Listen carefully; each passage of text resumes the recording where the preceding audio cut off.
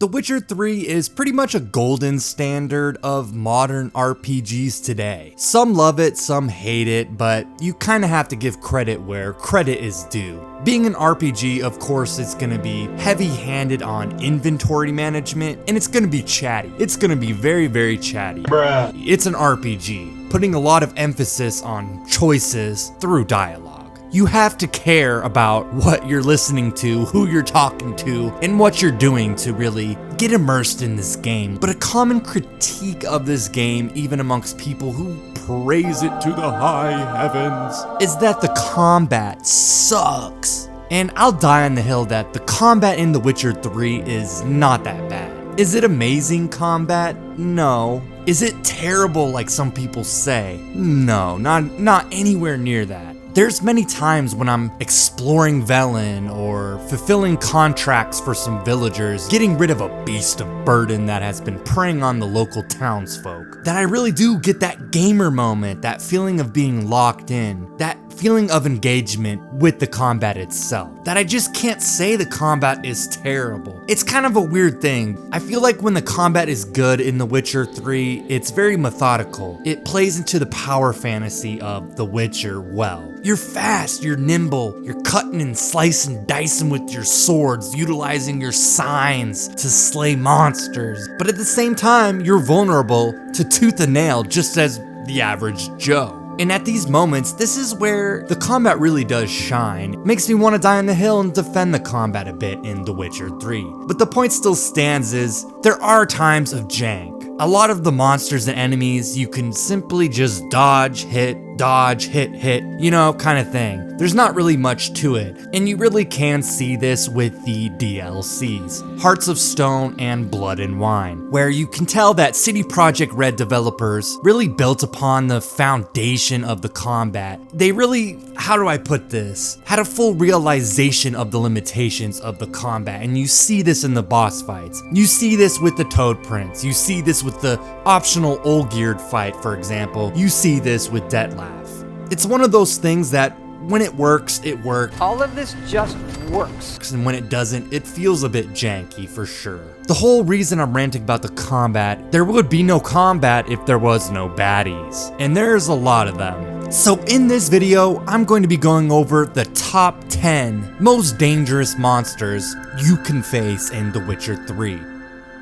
Yeah, treacherous as beasts go. I always keep an eye out for them. Number 10. Rot Fiends or Devourers, and Scurvers if you're in the land of Toussaint, are all similar monsters that fall under the umbrella of necrophages. Basically, they're kind of like this world's scavenger vultures on steroids. This was a weird spot on the list for me personally because a lot of things could have went here. Packs of monsters in this game kind of pose similar threats, right? There's nothing unique about getting multiple attacks on you at one time from a pack of mobs, right? But the reason why I put Rot Fiends here is essentially because of their gimmick, so to speak, their mechanic. When they're around 60 to 50% or so health, everyone knows they explode. They have basically a corpse explosion from Diablo 2, and it deals significant damage. I'm sure if anyone does watch this video, we can all have a nostalgic trip looking back at the most likely spot of being on Fyke Isle and dealing with them the first time and getting boomed by one of these nasty creatures. It is completely a gimmick, and after you realize they pop like a balloon, it does take away the danger aspect of them somewhat. Now, that's not completely true because if you overcommit with a feisty Geralt, swing once or twice too much, especially on a strong attack where it takes a little bit more time, you can kind of get locked into an attack while one explodes right in your face, brah. You can knock them down just like a lot of human-sized enemies, and humans of course, with Ard. Effectively knocks them off their feet and then you can finish them off, thrusting thy sword into them. The ironic thing about this though is they explode, so if you don't have a Quen shield up, it can kill you, and most likely will kill you, especially mid-game, when you don't have a lot of health to work with really. I always do kind of like gimmicky mechanics in games. I guess it depends on the game. This really was a big part of why I put them in number 10. I don't really die by rot fiends that much. There is this aspect of staying on your P's and Q's around them. You know, it's easy to fall victim from time to time, just going on autopilot, you know, cruise control in a game. And when you're around rot fiends, if you're not paying attention, you can get unalived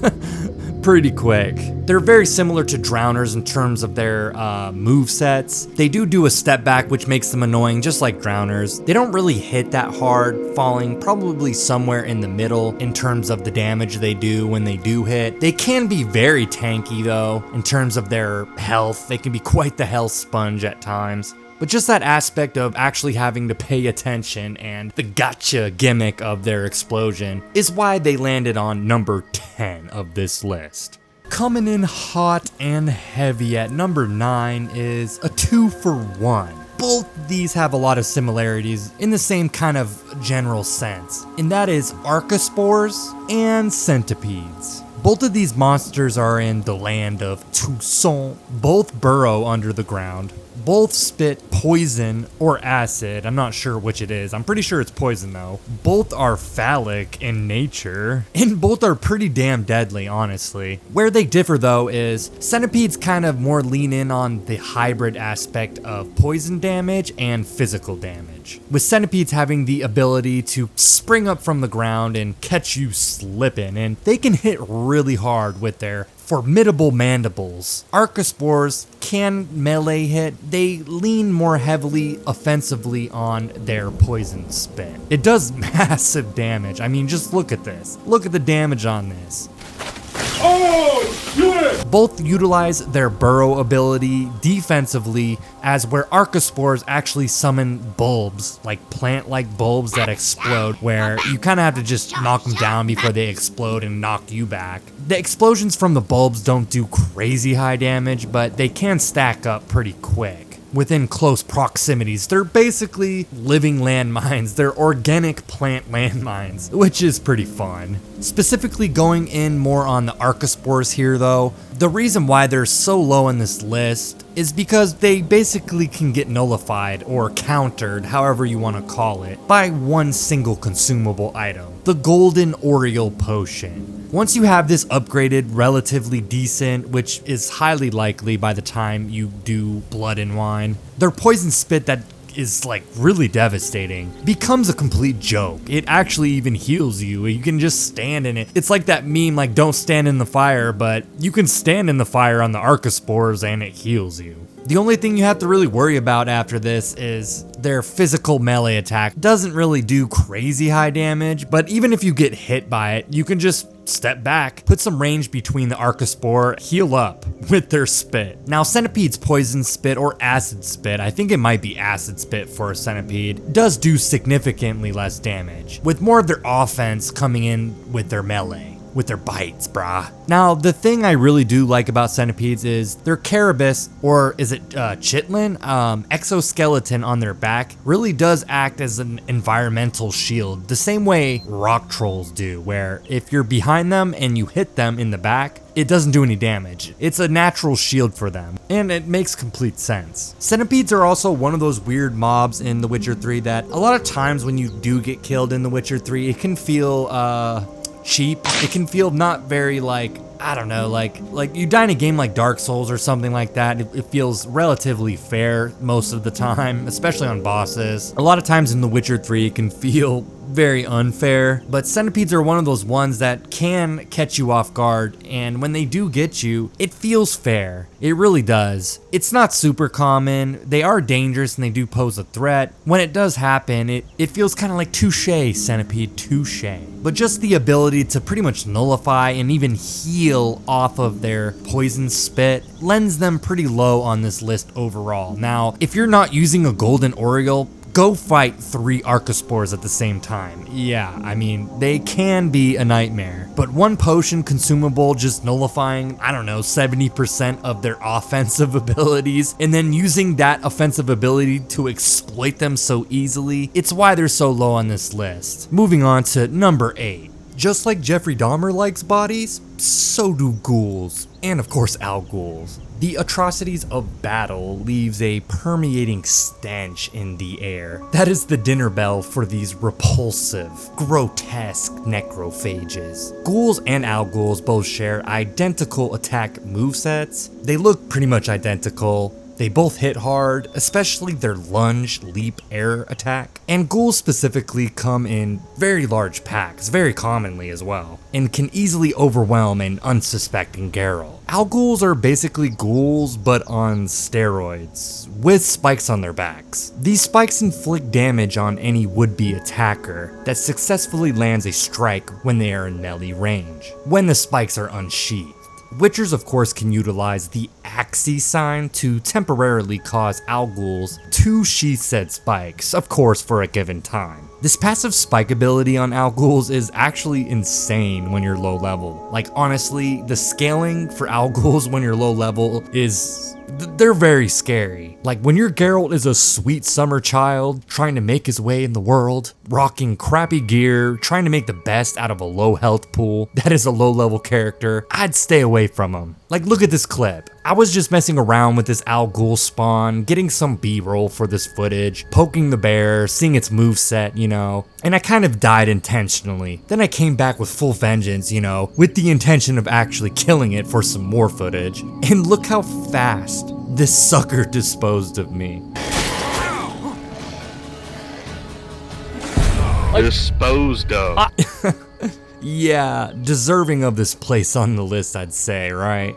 They come in packs, they're very common, they hit hard. What else is there more to say? Enough said. Moving on to number 7.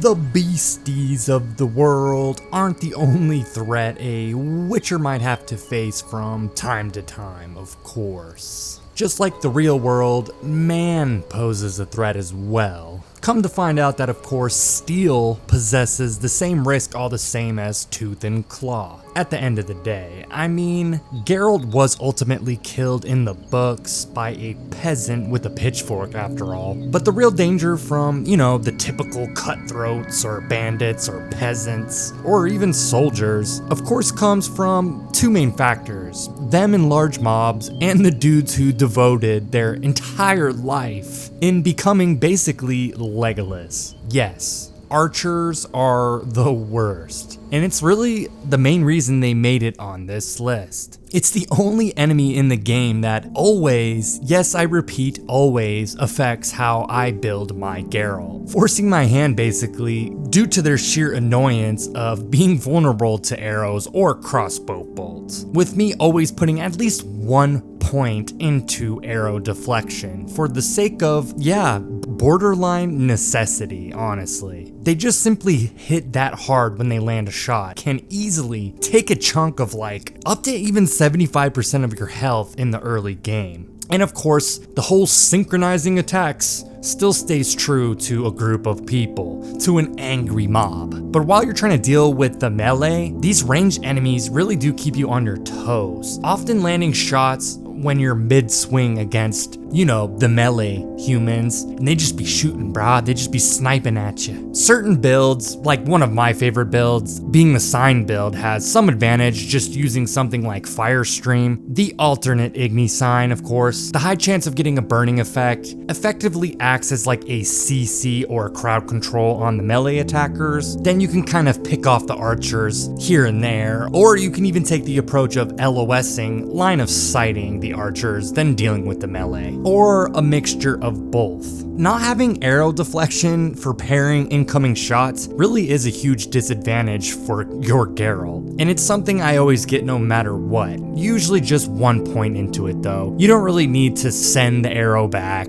It is pretty cool though. Humans are also the only enemy in the game outside of a few niche monster attacks. Off the top of my head, I know you can like cut off grave hags' tongues, but this is super rare on monsters. Essentially, the parry function in the game is used on humans, making a single foe or small groups of humans effectively a joke. Some notable areas where humans pose significant threats in vast numbers are places like the cannibals and the pirates around the desecrated village of Condyle, I think is how you pronounce it, in the western region of Velen. And there's also many places in Toussaint that possess felonious scoundrels. Honestly, the Toussaint bandits, they be packing some heat, brah. And of course, there's much more angry men lurking around the world, brooding, looking for their next easy pickings. With the archers being a niche, yet persistent menace throughout your entire playthrough, finding them in all areas of the game of course, the potential all the same in human stacking attacks in groups leaves them as a niche, yet solid number 7 on this list. Moving on to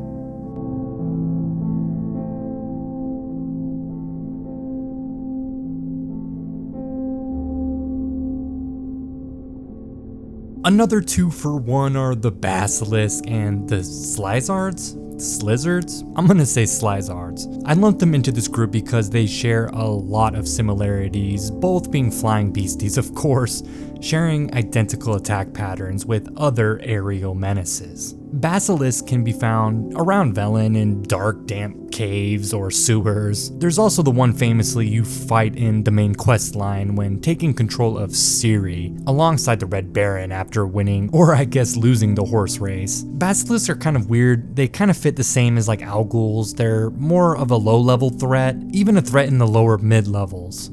I always kind of viewed them as like a more dangerous griffin essentially. This is because of their poison spit that puts up a formidable dot on you over time. If you think I'm lying, go do the contract at Crow's Perch, aka the unique basilisk dubbed the Shrieker at lower-ish level or mid-level, and you'll see where I'm coming from. You can even struggle at like level 10 to 12 on them. They can be a threat for sure. They're also most likely the first foe you'll utilize efficiently, the aforementioned Golden Oriole potion. They don't really look like it, they are actually weak to fire. So your Igni sign or the dancing star bombs can prove useful in a pinch. They also have a devastating leap attack that comes out very fast twitch in terms of reactivity. In terms of the iframes, how fast it comes out. They can repel sword attacks using their strong wings as a natural shield, harbor the already mentioned poisonous corrosive dot that withers down your health a lot, is why I feel like they deserve a spot on this list, despite them not really being such a big deal or a consistent threat throughout the game. Slizzards, however, are only found in Toussaint, making them even more niche, as you're only really going to run into them, of course, in Toussaint, and of course, most likely in the endgame when you're doing Blood and Wine. They hit like a damn truck though, with their ferocious fireballs they lob out while hovering just above the ground. They also do this thing where they jump up and kind of hover while trying to rake you with their talons, but they do have like, of course, unique abilities, being a newly added monster in Blood and Wine that spreads a kind of like burst of flame, thy dragon's fire essentially. And honestly, along with Detlaf, the Slizzard matriarch you fight in the contract The Bovine Blues, where a cow lands on top of a quarry worker out of nowhere. Saw your notice. Got a problem with a cow? Yeah, it's a great contract, one of my favorites, is unironically one of the hardest fights in the entire game. You fight the mama bear Slizzard alongside her baby in a classical but there's two duo fight. It's a freaking tough fight, as one can focus your attention on the ground while the other is flying about, throwing deadly ass fireballs at you from range, which can be pretty much impossible at times depending on your positional awareness or the detriment of using the lock-on camera to actually see the incoming fireballs, leaving a lot of guesswork in terms of where they're actually even coming from in the first place. Slizzards really are the closest thing, I guess, to like a dragon you fight in The Witcher 3, but of course on a much lesser degree. They're baby dragons, and although you only really can encounter them very few times, even in Toussaint, I feel like the heat they be packing backs up their draconic dangerousness well. Moving on to the top 5 most dangerous monsters in The Witcher 3.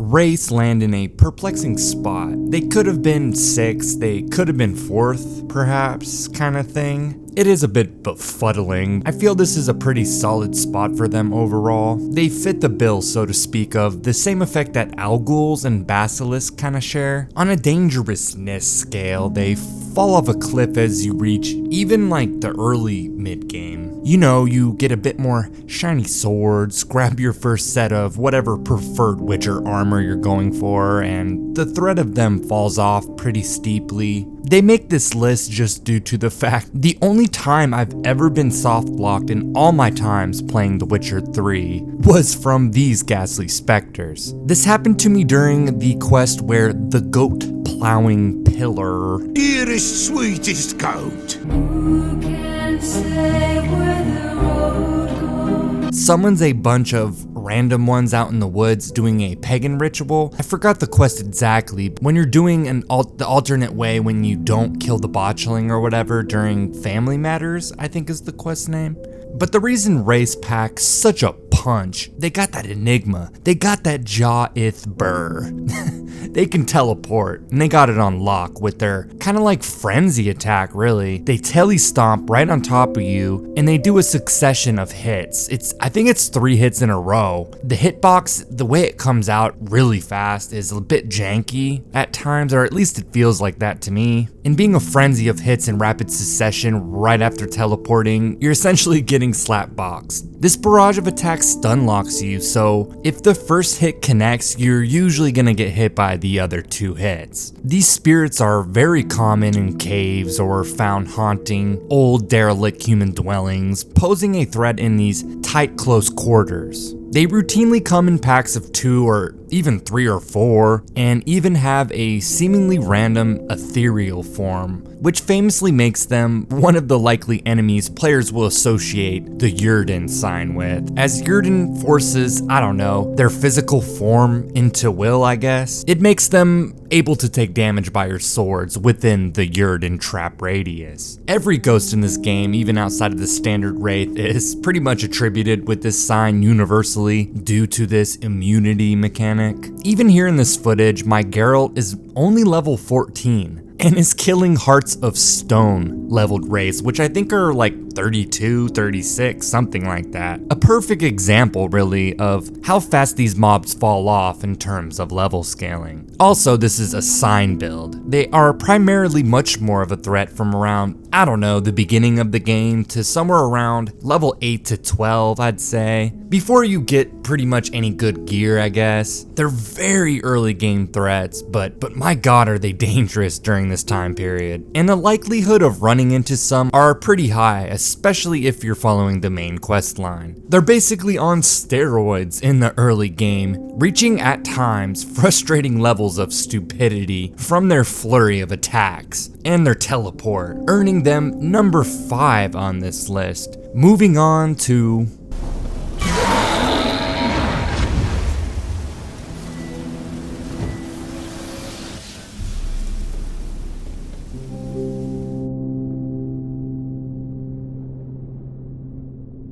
what's a fantasy game without big, bad, gargantuan spooters? Well, actually, upon release, these large, hairy, 8-legged freaks weren't actually in the base game at all. They were birthed into existence at the Hearts of Stone expansion, being Hearts of Stone enemies. And they're also in Toussaint. Arachnomorphs land on this spot simply in part of just how annoying they are. Like, not even joking. They're the masters of kiting for real. The mix-up of their web-like stun mechanic, where they lob you with a bunch of spooter cum, entangling you, and just how swift they are in their general movement, makes it a task in closing distance and even being able to hit them in the first place. Having 2 different basic types, a big spooter and a little spooter, or I guess an average size spooter. The big boys of course pose the most sufficient threat for the adventurous Geralt. Although they are pretty rare, being just found in a select few spots around Velen in the open world, and of course during various parts of the main quest line in the Hearts of Stone, they still make this list for them being such a menace and pure annoyance alone. Fighting a pack, or is a group of spiders even called a pack?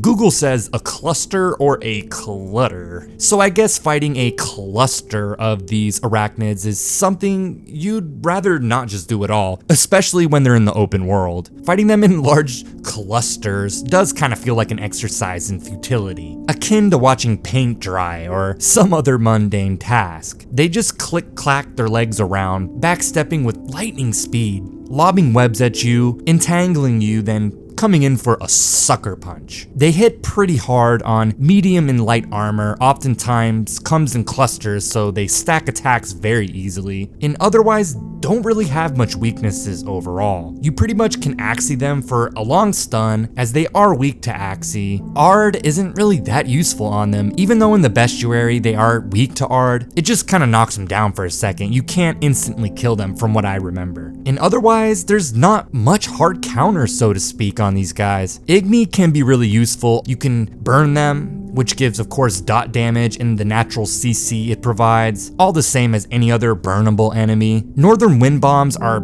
just overpowered in general, but they really do capitalize on these monsters a lot, as slowing these enemies down, especially when they're in large clusters, gives you a huge advantage in kind of lumping them together so you can concentrate damage on them. Overall, I'm not really a huge fan of the combat ability Whirl. Don't get me wrong, it's one of the most loved abilities in the game, but I personally prefer Rend more. But Whirl does shine here. It shines really well when paired with a well-thrown Northern Wind Bomb, in being able to lay down some good DPS on a huge cluster of these spooters. Geralt staying just generally kind of randomly mobile, just throwing out random dodges and rolls is a huge advantage, and just dodging their web attacks from range so you don't get stunned. It's also one of those enemies I never really feel guilty when using Quen. I always try not to use Quen that much when playing The Witcher 3, but just having Quen up, especially when they're kiting you, nullifies their web spit and eats the entangling mechanic debuff, which of course is obviously very handy. They just weave in and out and in and out constantly, only coming in from time to time when you're either webbed up and vulnerable, or to throw a bite out here or there, then kite you again, making them one of the most annoying and dangerous defensive mobs in the entire game. Landing these 8-legged freaks on number 4. Moving on to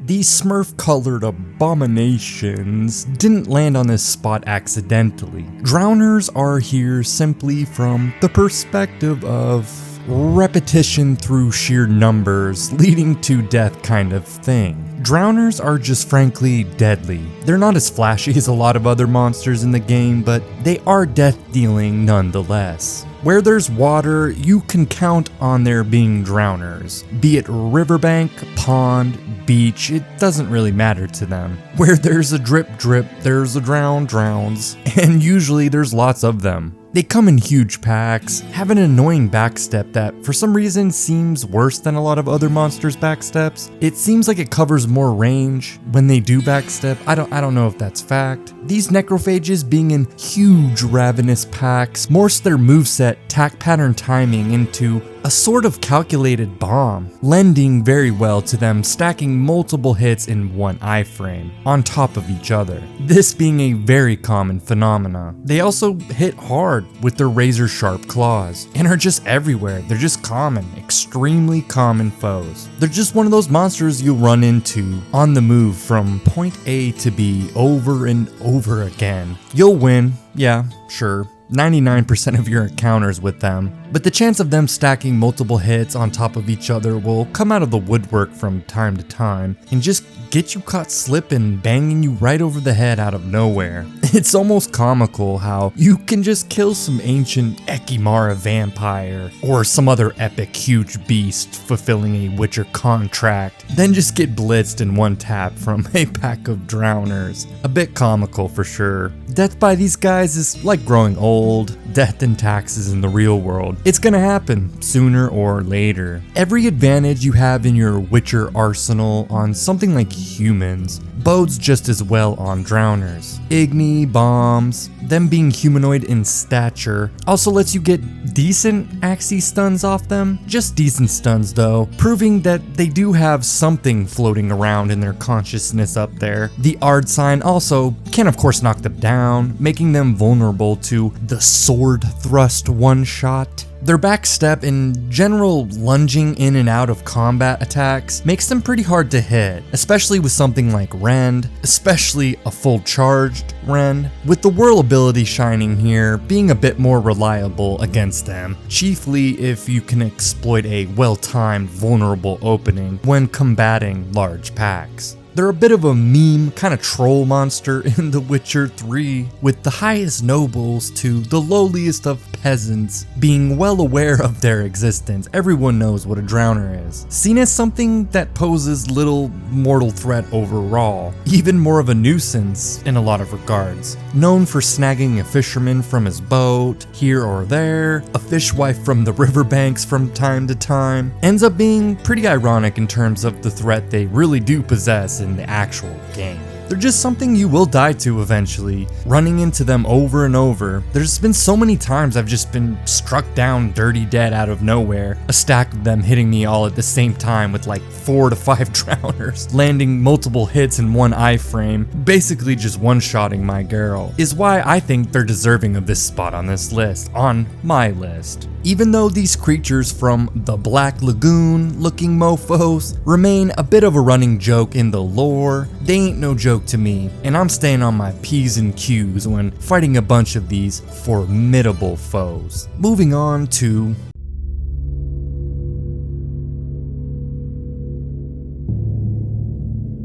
Foglets be looking like something that would be on a registry in the real world, or chasing you endlessly in your nightmares. Encapsulates creepy. They reach the cream of the crop because they're just freaking dangerous, dude. They're one of the few enemies I actively avoid early and even mid-game for the most part, yet they remain threats throughout the entire game, really. Although running into them is very predictable. I mean, all you have to look around is look for some mist, boy. Any creepy ass woods, bog, or swamp with some mist, and you're most likely gonna run into some of these freaks. Like drowners coexist being buddy-buddy alongside water hags, foglets sometimes coexist with them as well. In the foggy marshes they inhibit, adding yet another layer of lethal potential and being wary of while traversing the Velen swamps. They also kinda teleport in a way, at least the attack feels very similar, where they turn into mist, harboring the familiar essence of the Wraith's teleport attack, mechanically. Yet the Foglet's hitbox catches you even worse in my opinion. The iframes that comes out of an ambushing Foglet outside of their mist attack feels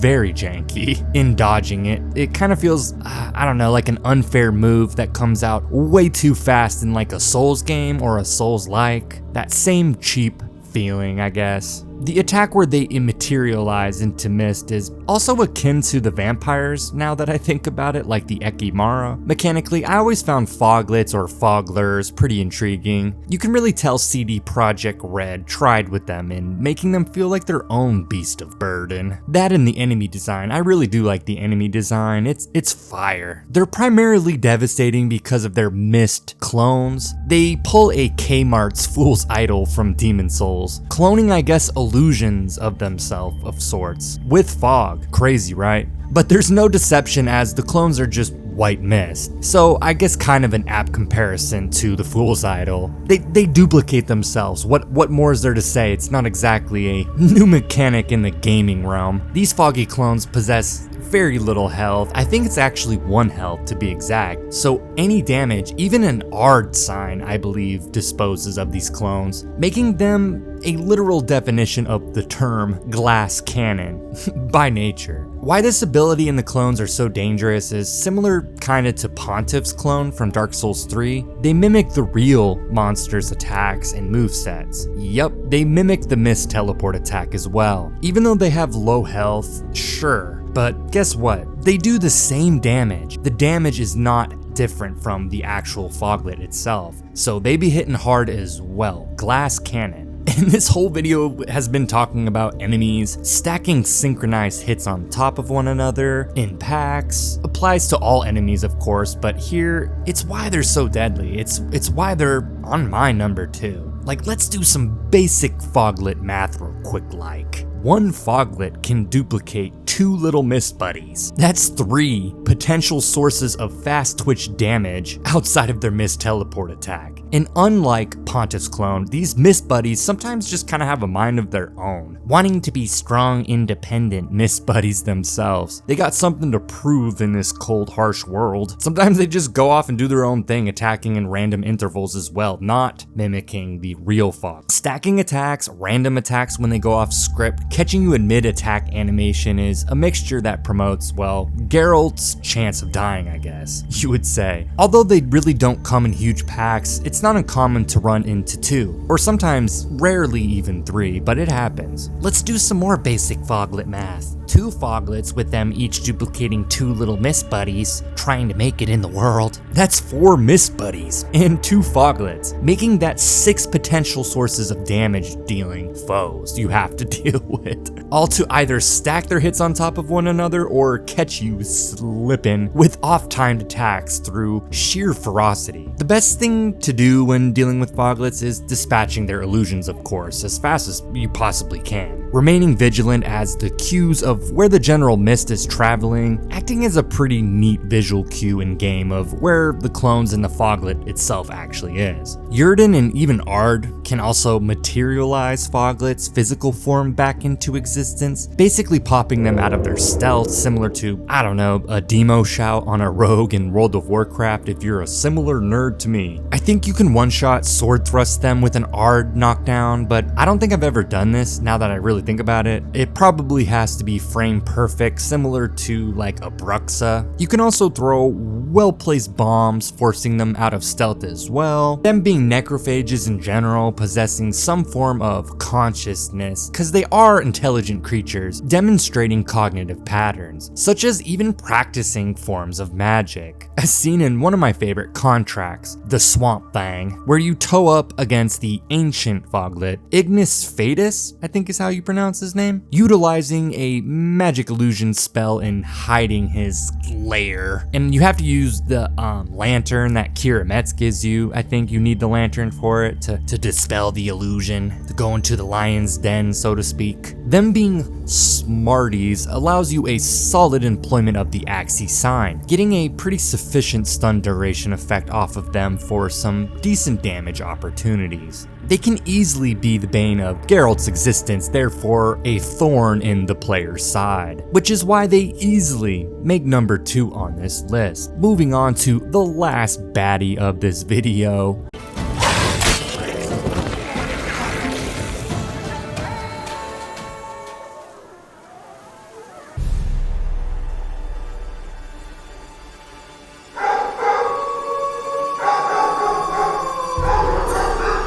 Man's best friend proves Geralt's worst nightmare in The Witcher 3. Like, seriously. Dog and wolf packs are no joke in this game at all, and in my opinion, they're the deadliest enemy you'll ever encounter, especially if you play with enemy upscaling toggled on. If you were hoping for some last hurrah and some ancient beast that plagues our worst nightmares, I'm sorry to disappoint. It's just some furries. Anyone who has sunk a lot of time into this fantastic game can confirm that large packs of these menacing Furies are just dog shit. Pun intended, I suppose. It's one of those mobs from an enemy design standpoint that always made me wonder if like the developers wanted them to be this difficult, like if they really were intended to be as dangerous as they are. Cause they're one of the first enemies you'll experience in the game. You can find them in White Orchard, and right out of the gate, the game paints the bleak dark tone of Velen at the iconic Hanged Man's Tree, and just a stone's throw from this landmark of death and despair is a huge pack of these wild dogs. I mean, what do you even say about wolf and dog packs in this game? The pressure even 2 of these canines put on Geralt in terms of forcing dodging and rolling defensively is without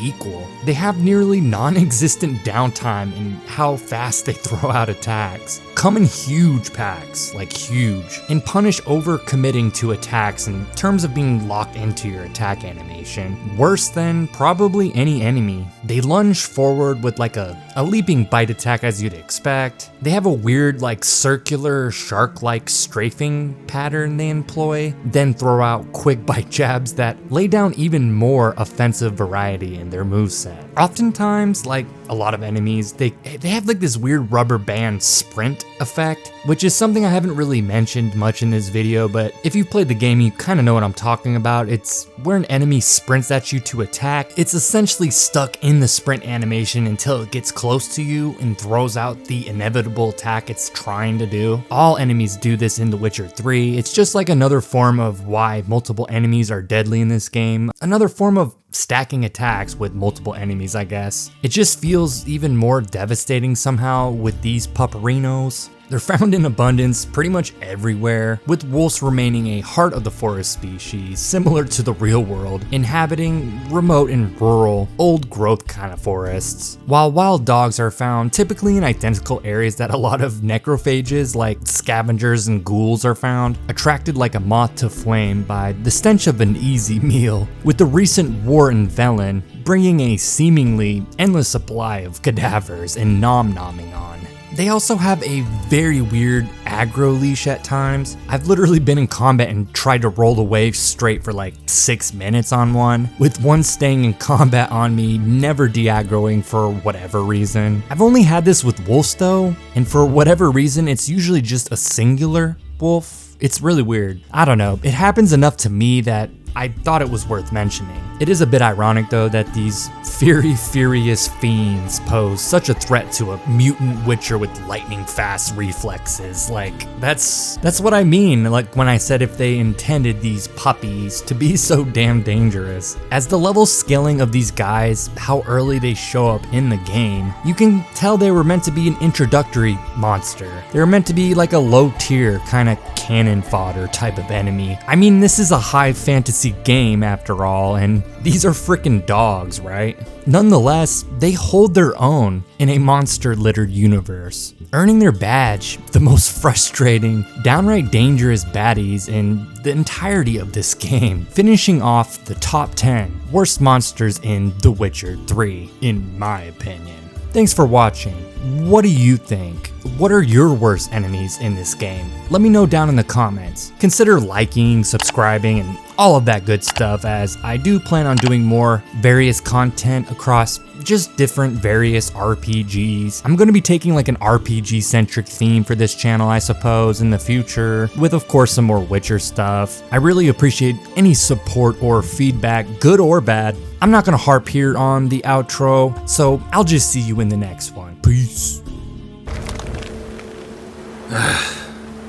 Always the same old shit.